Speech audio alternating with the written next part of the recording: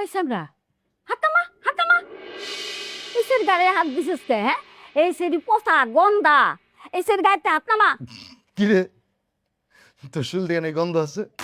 এই সামলি এই একটা জুয়ান পোলা তোর মতো একটা জুয়ান মেয়ের গায়ে হাত দিছি তুই যে কিছু কইলি না কি রে? নানি তোমার কথাগুলো শুনতে কিন্তু মজাই লাগে। মজা তো লাগবই পড়াশোনার নামে তোমরা দুনিয়া ঘুরা বেড়াইতাছো সিনেমা বায়োস্কোপ দেখতাছো আর এই সামরা এমন একটা বুইরা সেমরি রে প্রত্যেক দিন কলেজে নিয়ে যাওন লাগবো আনন্দ লাগবো কিল্লিকা নানি এই বুইরা ছেড়িটা তো ঢাকা শহরে কিচ্ছু চিনে না। চিনাইব নি তোমার বাপে আইছে আব্বা আইছে? হ্যাঁ। তো এই কথাটা তুমি আমার আগে কইবা না আব্বা। এই সেমরি আমার নাতি চতুর্পাশে যদি তোরে দেখছি না ঠ্যাং ভাইঙ্গাকে রাতে ধরাই দিয়েছ নানি তুমি কিন্তু আসলেই একটা চিজ।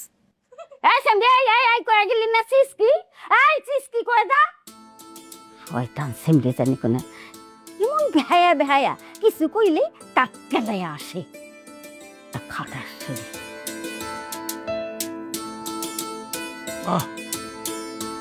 কতদিন পর শান্তি দেখাইতেছি। আব্বা তুমি যে হসপিটালে ছিলা সেটা তুমি আমাদের জানালে না কেন? জানালে কি করতে? গোষ্ঠী শুদ্ধ একত্রে যাইতি, গিয়ে ওই জায়গায় হাওয়া মাও করে কান্নাকাটি করতে, ইমার্জেন্সি প্লেনের টিকিট কিনতে ডাবল টাকায়। তারপরে কি হইতো? আমার টাকার শ্রাদ্ধ হইতো। অনেক কষ্ট করে আমি টাকা কামাইছি, বাপের টাকার উপরে চলো তো, বুঝে না কোনো কিছু। হ্যাঁ, যখন কামাইবা তখন বুঝবা। তবু আব্বা চুপ থাক, খা। খাওয়ার সময় কথা আমি পছন্দ করি না। আব্বার একটা গুড নিউজ আছে। তোমার গুড নিউজ আমি জানি, ট্রান্সফারের ব্যাপার তো আমি শুনছি। হ আব্বা, মানে বাইরের খাবার খাইতে খাইতে তো পেটে অ্যাসিডিটি হয়ে গেছে। এখন থেকে বাসায় খাবার খেয়ে অফিস করতে পারবো। আলহামদুলিল্লাহ আমি কিন্তু খুশি হয়েছি আমি কিন্তু খুশি হতে পারি নাই, কারণ আমি ভালো করে জানি ওই কেন ট্রান্সফার করে আইছে। তো শখ কই? সব কলেজ থেকে এসে ফ্রেশ হচ্ছে। হাজারে ছিল। তুমি যাওয়ার পরে আর আসো নাই। কাকু মনে হয় রাগ করছে। রাগ তো করবেই, আরো করো, সবারই রাগ করা উচিত। কি রে স্বপ্না সবাই তো খাইতে বইছে তুই তো আমার ডাকলি না আমার ডাকলি না তে মা আমি তুমি আমরা একসাথে খাবো কিন্তু আমি তো তোর ওই বড় বউর সাথে একসাথে বসে খাবো আহারে বুড়ি এত কথা বলে, বসো তো বসো, খাওয়া দাওয়া করো। আমার একটু ঝোল দিতে আলো দাও। ওই যে প্লেট আছে, প্লেট নাও। কি অবস্থা আব্বা, কেমন আছেন আপনি? ভালো আছে, তুমি ভালো আছো? এই তো আজকে আম্মা তরকারি এত ঘাটলে না আমার আসলে খাওয়ার রুচি থাকে না। আর শেষে তুমি যে খাইতে বসলে আমাকে তো ডাকলা না একবারও। আরে অনেকদিন পরে আব্বার সাথে গল্প করতেছি, খাচ্ছি, ব্যাস এই কারণেই। সবসময় তোমার সাথে খাইতে হবে এমন কোনো কথা নাই তো। তো খাও, ভালো করে খাও। আম্মা আপনি কবে জানিয়েছেন? ও আল্লাহ কি কয় আমি আজকেই তো আইছি তা কারে জানে নিয়েছেন সাথে করে কইলেন? গুনগুন গুনগুন রে নিয়ে আইছি ওর ব্যাপারেই তোমার লগে কথা আছে ঠিক আছে, আগে খান, খান। আর তুমি খাইতে বসো, এখন থেকে আমার সাথে খাইতে বসবা। তোমাকে ওটা নিয়ে ভাবতে হবে না, সবাই না খাওয়ায় তো আর আমি খাইতে পারি না। এত ভালো মানুষ দেখায় না নিজের শরীরের প্রতি একটু যত্নবান হয়েও আর শিশির হুম? খাওয়া শেষ করে তোর লগে আমার কথা আছে মা এখন খাও তো। লড়ু কি লাগে নানু? লগুন লগে রে এই লবণ দিতে তো ভাত দিয়ে তোমাকে না, আমাকে পানি দাও।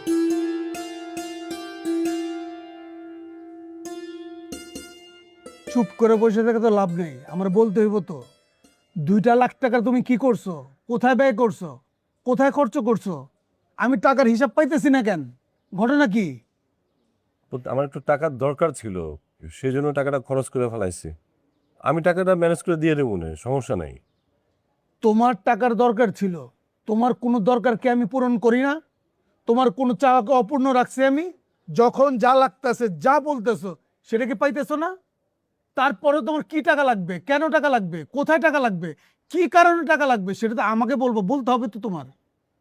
আব্বা আমরা বড় হয়েছি, আমাদের টুকটাক কিছু পার্সোনাল খরচ আছে, সেই খরচটাই করছি। তা যদি তুমি এরকম যেটা করো তাহলে কেমন হবে? এমন তো না যে 2 কোটি টাকা 20 কোটি টাকা খরচ করছি, 2 লাখ টাকাই তো নিছি। খরচ করছে মানে কি? আমার জিজ্ঞেস করার কি প্রয়োজন মনে করস নাই? টাকাটা তো আমার, আমি তো ইনকাম করছি। আমারও তো আমার বাবা 2টা টাকা দেয় নাই, আমার নিজের অর্জনের করা এই টাকা। আর এখন তুমি বলতেছো যে পার্সোনাল তো খরচ আছে, তো পার্সোনাল খরচ আছে ভালো কথা, তোমার পার্সোনাল কোনো খরচকে আমি কমতে রাখি? যখন যা লাগতেছে যা বলতেছো কোনোটার কি অভাব রাখছি?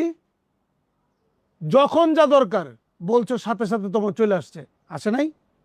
তোমরা 3টে ভাই, 3টেই কিন্তু আমার ঘাড়ের মধ্যে চড়ে কিন্তু এই খরচগুলো করতেছো, আর আমি সব মিটেতেছি। একটাবারও বলি নাই যে কেন লাগবে, কারণ আমার জিজ্ঞেস করো, সমস্যা কি?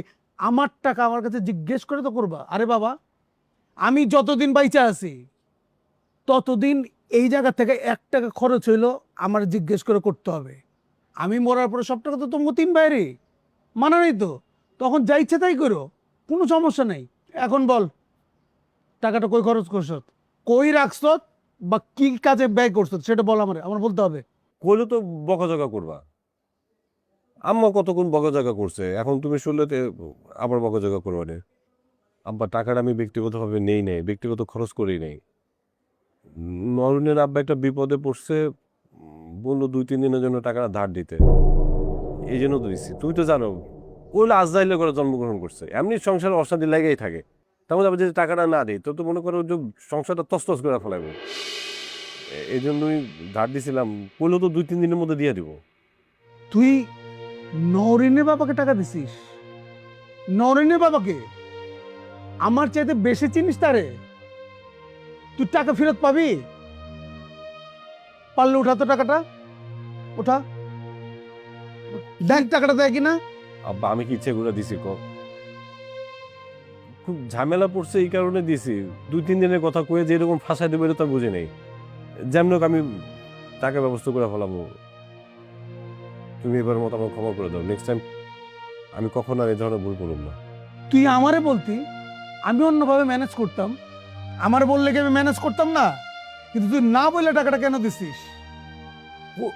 তোর বোঝা উচিত যে টাকা বাবার টাকা, বাবার ইনকাম, বাবার কষ্টের টাকা। লাগবে যেটা আমি বলে নেব, কোনো সমস্যা নাই। আরে বাবা, আমি মারা গেলে তো সব টাকা তোদের, তোর 3 ভাইয়ের। এই যে এত কষ্ট করে যেগুলো করছি, আমি কি কবরে নিয়ে যাবো? কবরে নিয়ে যাবো না তোদের জন্য রেখে যাবো? আমি যখন থাকবো না তখন এগুলো সবাই সুন্দরভাবে ভাগ করে নিবা, কোনো সমস্যা নাই। তখন নিজের ইচ্ছা মতো খরচ করবা, কোনো মানা নেই। কিন্তু আমি থাকা অবস্থায় এই জায়গা থেকে 1 টাকা খরচ করলে আমাকে জিজ্ঞেস করে করতে হবে। কইছে তো 2-3 দিনের জন্য, পরে বিপদটা শেষ হলে দিয়ে দিব। এই 2-3 দিনের জায়গায় তো অনেক দিন হয়ে গেছে, এটা নিয়ে তো ওর সাথে কথা কই, আর আব্বারও আমি ফোন দিছি, দিতাছি এতদিন লাগে বলে তো বুঝি নেই। আমি তো জানি যে এই লোকটা টাকা নিল আর দেওয়ার না, এখন টাকা বাইর করো। আমি পারতেছি না, তুমি একটু ফোন দিয়ে কও যে টাকাটা দিতে। ও, আটকাইবা তোমরা যা, আর খুলবো গে আমি? তোমরা 3 ভাই তো আমার ঘাড়ের উপরে চাইবা বসছো, যা ইচ্ছা তাই করতেছো, যত মুশকিল সব করতেছো আমার কাছে। আসান, আমি একমাত্র আসানের মালিক, আমি যে আসান করতে থাকুম নাকি? বাবার পায়া লইছো? আব্বা মারো কাটো যাই করো, টাকা তো এই মুহূর্তে তো আর দিতেছে না বা ফেরত দিতে পারতেছে না, সমস্যার সমাধান হইব না। একটু সময় দাও, আমি টাকাটা উদ্ধার করবো না, আর আমার জীবনে এই ধরনের ভুল আমরা করবো না। এই কথাটা যাতে মনে থাকে, জীবনে যাতে অন্তত কোনো কিছু আমার জিজ্ঞেস না করে কোনো কিছু যাতে না করা হয়। আচ্ছা যাও।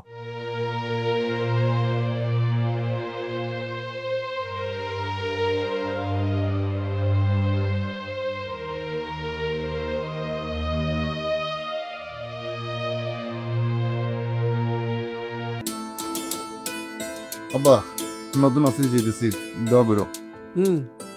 অনেকে বেতন বাড়ছে, বাড়ছি, কিছু বাড়ছে। আর তুই ঠিক মতো অফিসে যাস না কেন? কই আব্বা, যাই তো, তুই সবসময় তো যাই। এই যে নাস্তাটা করে এখন আবার তাগিদা যাবো। তুই গেলে পরে তো তাগাদাগুলো উঠে আসতো নাকি? এখন ঈদের সময় চলে আসছে, এখন কি বলবো যে ঈদের পরে নিয়েন। হ্যাঁ শোনো না, আমরা কিন্তু এবার ঈদের 2 দিন আগে বাড়িতে যাই। ঠিক আছে, যাই হোক, কিন্তু আগে আমার টাকাটা উঠুক, তারপর সিদ্ধান্ত নিবনি। আচ্ছা, আর একটা কথা ছিল, গুনগুন এবার আমাদের সাথে গ্রামে ঈদ করতে চাচ্ছিল। দেখো গুনগুন শিয়ানে মেয়ে, আমি চাই না ও আমাদের সাথে যাক। নানুকে আমাদের সাথে ঈদ করবে নাকি? আরে না না, ওর নানু মরে গেলেও নিজের বাড়ি ছেড়ে অন্য কোথাও ঈদ করবে না,